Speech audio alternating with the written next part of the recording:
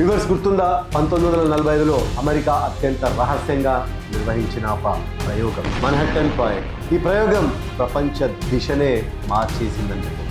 ఫలితం జపాన్పై అణుబాంబు దాడి. క్షణాల్లో లక్షల మంది ప్రాణాలు ఆగిపోయాయి. ప్రపంచమంతా షాక్. వరల్డ్ వార్ II ముగిసింది. 1945 ఆగస్టు 12 జపాన్ అమెరికాకి లొంగిపోయింది. దీంతో ప్రపంచంలోనే అత్యధిక శక్తివంతమైన దేశంగా అమెరికా ఆవిర్భవించింది. బట్ ఇప్పుడు అదే చరిత్ర పునరావృతం అవ్వబోతుంది. అప్పట్లో అమెరికా చేపట్టినటువంటి మన్హట్టన్ ప్రాజెక్ట్ ఏదైతే ఉందో అణుబాంబుకు సంబంధించి, ఇప్పుడు చైనా చేపడుతున్నటువంటి ఈ మన్హట్టన్ 2.0 ప్రాజెక్ట్ వచ్చేసి టెక్నాలజీకి సంబంధించి పూర్తి ప్రపంచాన్నే మార్చేసే దిశగా పయనిస్తుంది. అసలు ఈ మన్హట్టన్ 2.0 ప్రాజెక్ట్ ఏంటి, ఎందుకు చైనా ప్రభుత్వం ఇంత ప్రతిష్టాత్మకంగా తీసుకొని ఈ ప్రాజెక్టును నిర్వహించింది, రండి ఈ వీడియోలో పూర్తిగా తెలుసుకుందాం. ఈ మన్హట్టన్ 2.0 వీడియోని కేవలం ఒక రొటీన్ వీడియో కంటెంట్ లా కాకుండా రాబోయే తరాలకి ఒక హెచ్చరికలా మనం చూద్దాం. Hi hello, welcome to social fares.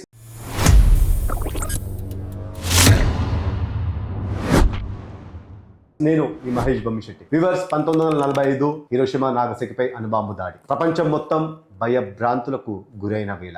అణుశక్తి ప్రభావం ఎంత ఉంటుందో ప్రపంచానికి తెలియజేసిన సమయం. ఎంతో పకడ్బందీగా సీక్రెట్గా అమెరికా నిర్వహించిన ఈ ప్రాజెక్ట్ పేరే మన్హట్టన్ ప్రాజెక్ట్.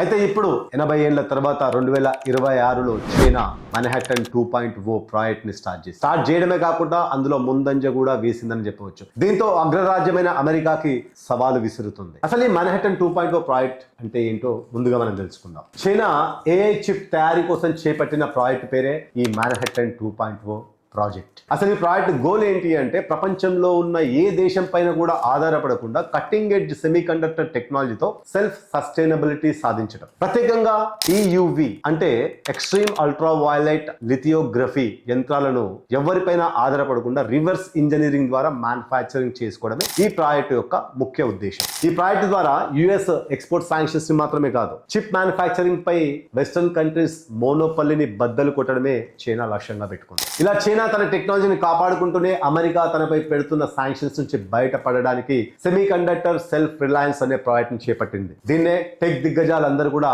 మన్హట్టన్ 2.0 అని అభివర్ణిస్తున్నారు. మరెందుకు చైనా ఈ EUV లిథియోగ్రఫీ మిషన్స్ ని సెల్ఫ్ గా మ్యానుఫ్యాక్చరింగ్ చేసుకోవాలనుకుంటుంది? దానికి కారణం లేకపోలేదు. ప్రస్తుతం ఈ మిషన్లను నెదర్లాండ్స్ చెందిన ASML అనే కంపెనీ మ్యానుఫ్యాక్చరింగ్ చేస్తుంది. నెదర్లాండ్స్ పై అమెరికా ప్రభుత్వం యొక్క ప్రభావం నేరుగా ఉండడంతో ఈ మిషన్స్ ని చైనా దేశానికి అమ్మదలుచుకోలేదు ఈ ASML కంపెనీ. అందుకే చైనా గవర్నమెంట్ మేమే ఈ మిషన్లను రెడీ చేసుకుంటామని చెప్పేసి రంగంలోకి దిగింది. ఇన్ఫాక్ట్ 2025 మొదటి భాగం వరకు ఈ మిషన్ కి సంబంధించిన మేజర్ బ్రేక్ త్రూ కూడా సాధించింది. అదేవిధంగా అంటే ఈ యంత్రాన్ని డచ్ జెయింట్ కంపెనీ అయిన ASML కి సంబంధించిన ఎక్స్ ఇంజనీర్లు అందరూ కూడా వారి పూర్తి ఎక్స్పర్టీస్ ని ఉపయోగించి EUV టెక్నాలజీని రివర్స్ ఇంజనీరింగ్ చేశారు. తద్వారా EUV లిథియోగ్రఫీ ప్రోటోటైప్ బయటికి వచ్చింది. ఇప్పుడు అది టెస్టింగ్ మోడ్ లో ఉంది. చైనా దేశానికి సంబంధించిన హువాయి కంపెనీ ఈ ప్రాజెక్ట్ లో కీలక పాత్ర పోషిస్తుంది. అదేవిధంగా అంటే సప్లై చైన్ కి సంబంధించి అన్ని విషయాలని దగ్గరుండి మరీ చూసుకుంటుంది. దానికి తోడు చైనాలోని చాలా కంపెనీలు ఈ ప్రాజెక్ట్ పూర్తి చేయడానికి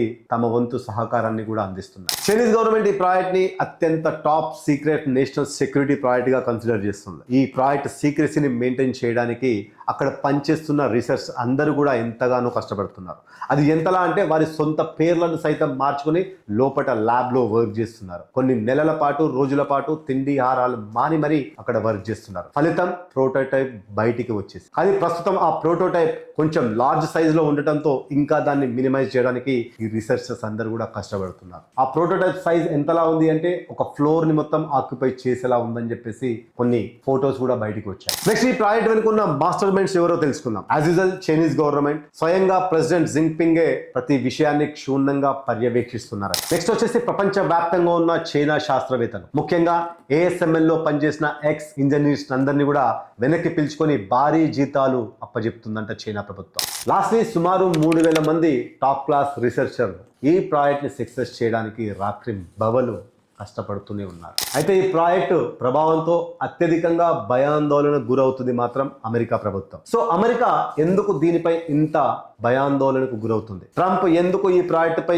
తీవ్రంగా మండిపడుతున్నాడు? రండి తెలుసుకుందాం. ముఖ్యంగా అమెరికా ఈ ప్రాజెక్ట్ ను చూసి భయపడుతుంది అంటే దానికి గల ముఖ్య కారణం AI రంగంలో ఉపయోగించే చిప్స్. ఎస్, మీరు వింటుంది నిజమే. ప్రపంచంలో ఏ దేశం దగ్గర అయితే ఫాస్టెస్ట్ చిప్స్ ఉంటాయో ఆ దేశమే ప్రపంచాన్ని శాసిస్తుంది. రెండవది, చైనా ఈ టెక్నాలజీ కనుక సాధిస్తే అమెరికా పెట్టే ఆంక్షలకు విలువ ఉండదు. ప్రపంచంపై అమెరికా ఆధిపత్యం మెల్లిమెల్లిగా తగ్గిపోతుంది. అంతేకాకుండా మిలిటరీ టెక్నాలజీలోను, సూపర్ కంప్యూటర్స్లోను, దానికి తోడు స్పేస్ టెక్నాలజీలో కూడా చైనా శక్తివంతమైన దేశంగా మారబోతుంది. మన్హాటన్ 2.0 ప్రాజెక్ట్ స్టార్టింగ్ స్టేజ్లో సక్సెస్ని సాధించినప్పటికీ రానున్న రోజుల్లో ఇంకా ఎన్నో ఛాలెంజెస్ని టెక్నికల్గా ఫేస్ చేయాల్సి ఉంటుందని చైనా ప్రభుత్వం చెబుతుంది. వాళ్ళ లక్ష్యం 2028-30 మధ్య కాలంలో ప్రపంచానికి అత్యంత శక్తివంతమైన మరియు ఫాస్టెస్ట్ AI చిప్స్ని ఈ యంత్రం ద్వారా తయారు చేసి అందించాలన్నదే వాళ్ళు లక్ష్యంగా పెట్టుకున్నారు. ఇది గనక జరిగితే ప్రపంచ టెక్నాలజీ మ్యాప్ పూర్తిగా మారిపోతుంది. చూడాలి